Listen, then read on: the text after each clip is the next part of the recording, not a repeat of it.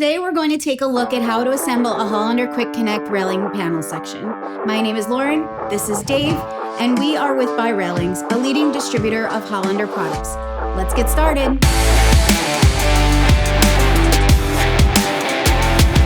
QuikConnect kits fuse the function and strength of speed rail with pure architectural design and unmatched performance in a 100% aluminum railing system. With 9 simple kit assembly options, QuikConnect integrates speed rail fittings, aluminum pipe, and aluminum mesh panels to provide unrivaled railing strength, durability, and the best part, easy installation.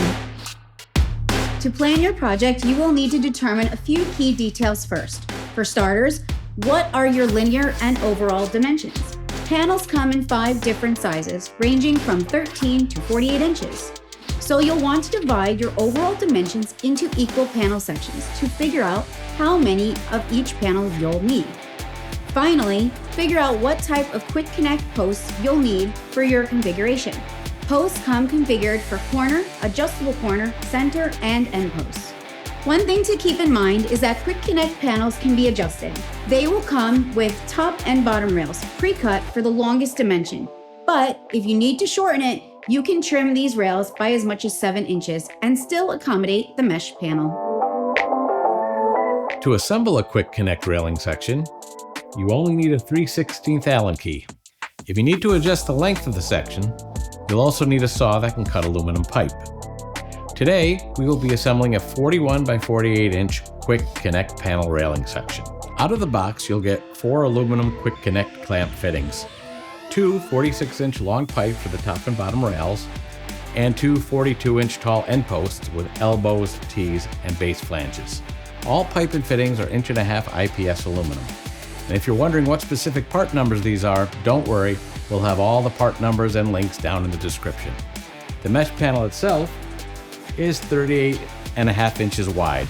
Keeping the top and bottom pipe at its full length will give you the full 48-inch wide section with a 3.5 inch gap between the mesh panel and the vertical posts on each side. But if you need a shorter section, you can cut the top and bottom pipes by as much as 7 inches.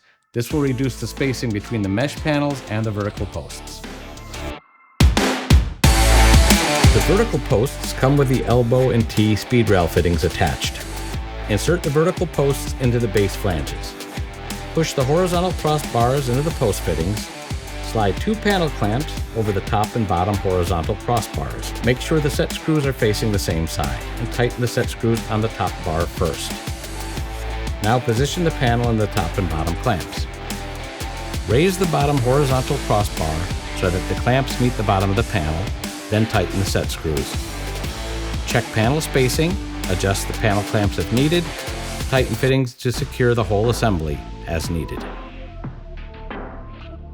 And that's all there is to it. Thanks for watching, and be sure to like and subscribe for more useful tips and tricks. Let us know in the comments if you have any questions, and head over to BuyRailings.com to get more info. See you again soon.